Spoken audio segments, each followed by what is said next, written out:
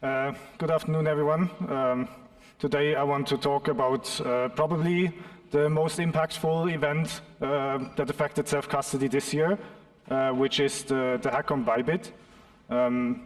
This is not a simple exploit. It was a very targeted attack by a nation-state actor on Bybit, and I think it's something where we should take the time together as an industry to reflect on what this means for us, how we approach self-custody, what takeaways we can take from that. So I want to spend all of the talk about that, about the takeaways that we took and that the industry should also have internalize.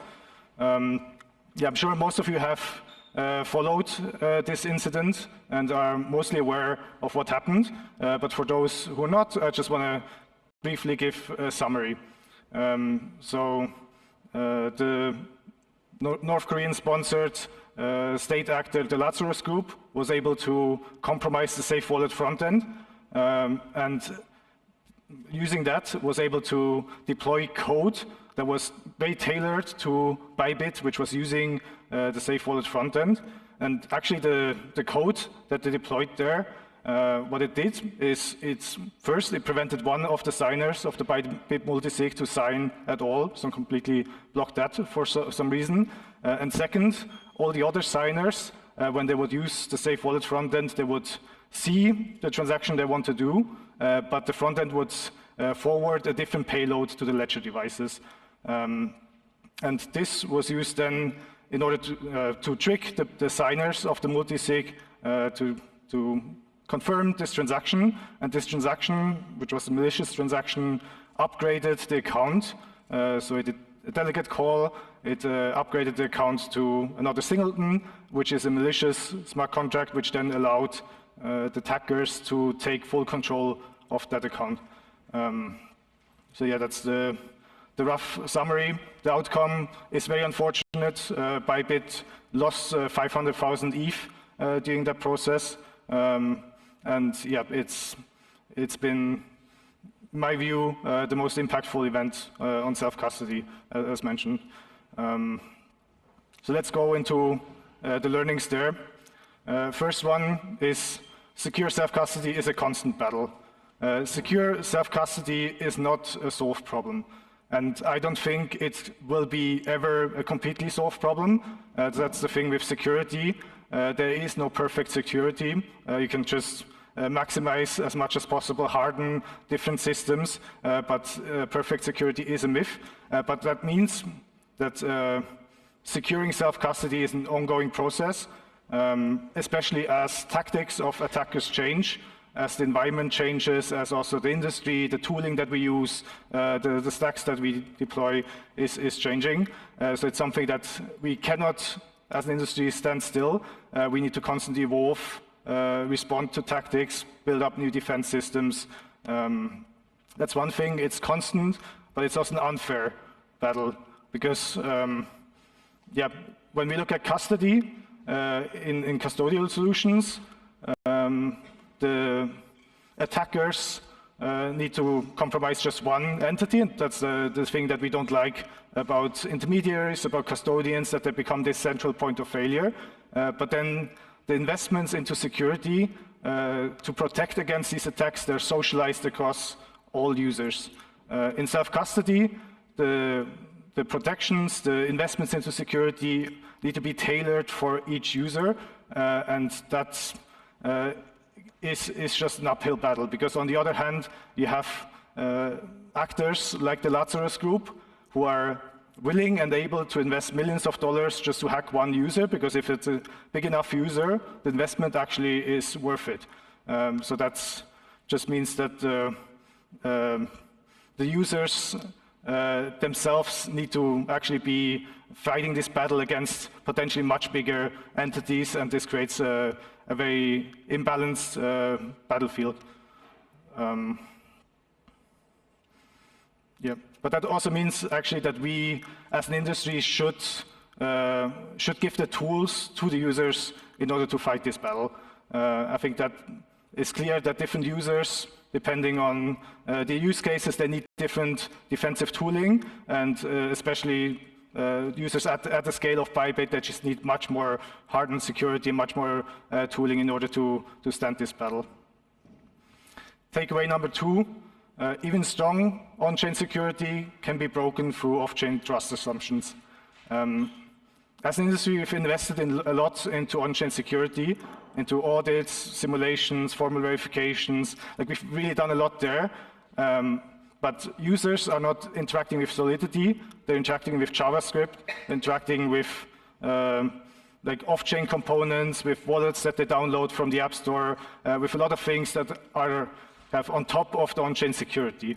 And that means that we create an extended transaction supply chain that depends on a lot of components, on libraries, on relayers, on indexers, a lot of off-chain infrastructure. We're kind of building this Web2 stack that sits on top of the Web3 accounts, and that needs to be dealt with in the same way that Web2 security needs to be dealt with, and that needs different approaches than the on-chain security.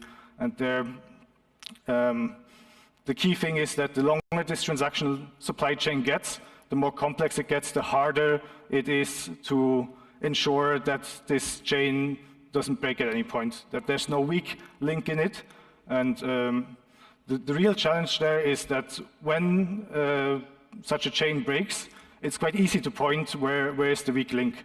But the hard part is at any point of time before something breaks to make sure that each of the links is hardened maximally. And the more complex we get building these Web2 solutions on top of the Web3 stack, the harder this gets for us as an industry.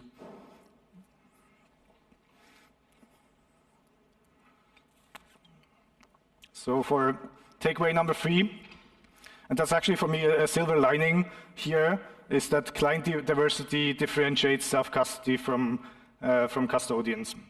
Because after the hack, the Safe Wallet team right away took down the front end as it investigated and remediated, hardened the security of the front end. And that required the front end during the times of uncertainty and the work that had to be done. It wasn't possible to keep it online. And in any case, in traditional finance, when the front end is down, even just for maintenance, users cannot access their assets. They're completely locked out. I think here was good to see that during that time, there were projects from the ecosystem stepping up, offering alternatives, products that have been existing before, being able to help users do transaction during that time.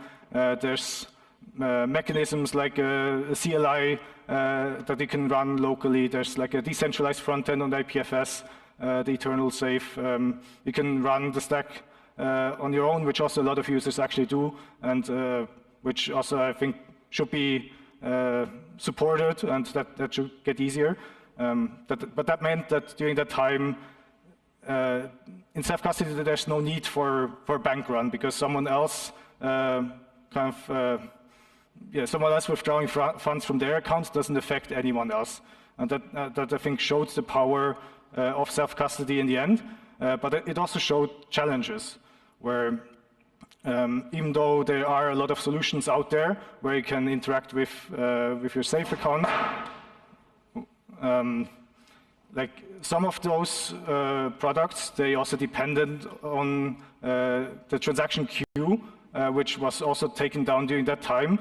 Some projects have their own transaction queues, that they have some redundancy, but that also means that we need to think client diversity through the entire stack, and we cannot just limit it to the front end, and we need to make sure that we can decentralize as many parts of the stack as possible. And I think this is relevant generally for self-custody, for different DeFi protocols as well, that they have access points beyond the canonical interface. It also is very relevant in the context of smart accounts and 7702, where potentially like very custom implementations may not have this redundancy, and then they become suddenly dependent on the availability of one specific front end. That's something where further investments is needed, and especially on the safe side, I think there's certain things we took from that, learnings where we need to make sure that there's redundancy across the stack. Takeaway number 4, we need better tools to educate and education to enable users to verify transactions. We often say, don't trust, verify. And really this ability to, as a user of self-custodial solutions, to be really the last line of defense and be able to verify the transaction down to like the payload, the methods that are being called. Like this is really a key thing of our industry, but it's also easier said than done. And I think that's something where we need also to invest further, where in this case, Bybit verified. They verified what they saw on the front end was what they intended to do, but that's not the full verification that's needed to really have this last line of defense, because the front end told a lie, the ledger devices told the truth, and they relied on the front end there. And that's something where education is needed, but also better toolings in order to make it actually feasible for people to verify the transactions that they sign. And there's already a lot of initiatives at the back of the Bybit incident that is working towards that, both in the Safe Wallet front end, where there's better ways to guide users to tooling and better ways to verify transactions, but also different ecosystem players. Ledger is pushing for clear signing, also together with MetaMask, the Safe Utils tool from Open Zeppelin, and also from like an Ethereum core like community member who wrote the initial script. Like these things are needed, but we need to do more there, because it's still too difficult to verify transactions, even with these toolings today. And like we need to make sure that people can really have human-readable instructions that they confirm on a trusted device or a trusted wallet, and that needs, we need to do more. Takeaway number 5, we don't just need stronger security, but we need layered security. And to explain that, right now, essentially, we have two high-level layers of security. One is the security of the transaction supply chain that goes from like the front end that you use, the RPC, the SDKs, NPM packages, like everything, every line of code, every dependency in there that kind of is part of actually crafting or turning the user intent into the actual payload. But the other layer is the transaction verification, and that's really this last line of defense I talked about, where the user can verify on a trusted hardware or software the payloads that they're signing. And while I think we need to harden both of these layers, I don't think this will be enough. I think we need additional layers of security that actually can ensure that even if those assumptions break, that the outcome is not catastrophic. I think that's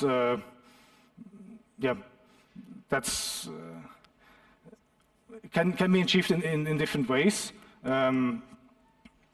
This can be on an application, on a protocol level, where it could be like hooks in the context of a modular AMMs. It could be assertions that are enforced via a sequencer, different ways that we can actually have execution guarantees on transactions, that even if the user signs something wrong, kind of these fail-safes catch the bad outcomes, or they can at least reduce the harm. And here just a call also to the community, especially people building on Safe, to explore guards, because they can really enable that. Guards, they're essentially a plugin that does pre- and post-transaction checks on each transaction, and that enables things like enforceable policies, whether they're provided by an application, whether they're provided or set as custom policies by the users, but there could be policies like my safe can only transfer this amount of assets to this specific other safe or something like that, that then every transaction, no matter what you sign, needs to fulfill this check and otherwise reverts. Guards also can enable things like co-signers, where there's external parties, maybe a decentralized network having the right to check transactions and either give a thumbs up or thumbs down, and therefore allowing more of these fail-safes to live, whether they're on-chain, whether they're off-chain, to provide these execution guarantees. Also, resource locks, that's also a topic that's becoming more popular generally, that in a way allows like additional escrow logic before assets leave an account. But like there's different ways how it can be implemented in Safe. There's actually projects already doing that in different ways. Hypernative Blockade, they have such co-signers. Josera has their trap system, like the Zodiac team has built this already way in the past, but like we really need to push on that front, because this can build up a third pillar of security, which makes sure that we have fail-safes in place in case the other assumptions break. And just one simple thing that the Safe team has been building now is a delegate call guard, which essentially would just limit to what singletons how can be upgraded to a curated set, and this would have closed at least this specific attack vector that Bybit experienced, but the design space is much broader than that, and like it really allows to cover many different attack vectors in different ways. Now to the last one, and need a sip. So final takeaway for today, self-custody needs to become more cypherpunk again. I think there's always this tension in whatever we build between, on the one side, simplicity, UX, mainstream adoption, and on the other side, the values of cypherpunk, which is censorship resistance, privacy, and security. And I think that especially in recent years, where we as an industry wanted to push for more mass adoption, we wanted to onboard more users, this can easily dilute the very values of what we're building, and that's something where we need to be mindful at least of trade-offs, but also actively push against and make sure that we retain these important values of our ecosystem. That's something, at least at Safe, we want to double down on that through a new initiative, which is Safe Research, which really aims to solve the hard problems of self-custody around censorship resistance, security, and privacy. This will take a lot of work. They're not easy problems, but that's important that we continue to invest into that part as well. And like there's a lot of problems. It's just a subset of things that we need to cover there. And yeah, for everyone that's part of SafeCon tomorrow, which I highly recommend, I think it's on the 5th floor here at the DappCon venue. I would suggest you come by the talk at 2 p.m. From Richard, who's actually leading this initiative, where he can tell you more about what that actually means and how that will look like.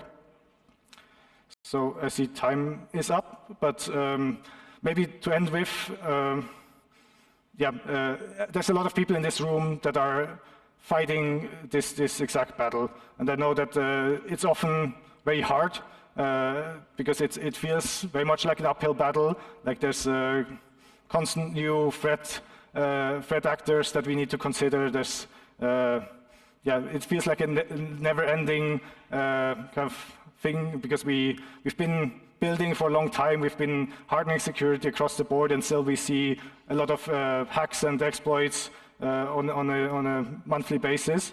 And I just want to thank everyone that's fighting this fight together with Safe. I think it's especially also in today's world, where we see financial censorship, we see data breaches of centralized parties, we see even intermediaries sponsoring military parades. I think it might be the most important fight that we're doing, and so I think it's crucial that we keep at it. We don't give up, and we really retain the passion for self-custody, and we're also the values of kind of our industry, and don't lose that. That's it. Thank you very much. We've got time for one question. Okay. So who's got the best question?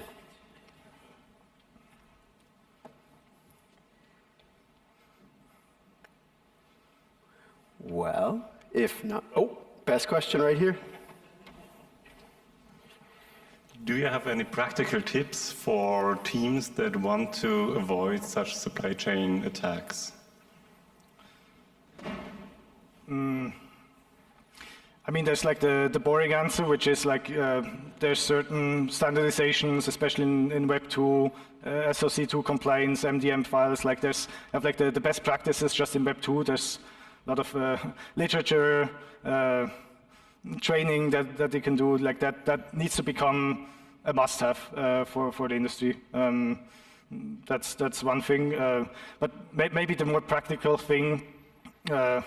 Just assume at any point of time that there's a target on your back, and that feels like paranoid, but it really is important because like we need to assume that it is, and we need to operate always under the assumption that someone at this very moment tries to infiltrate our systems, tries to infiltrate the team, be hired in a position as like. Somehow trying to get to our users, because they're actually not trying to get to us when we're working in self-custody, but to our users.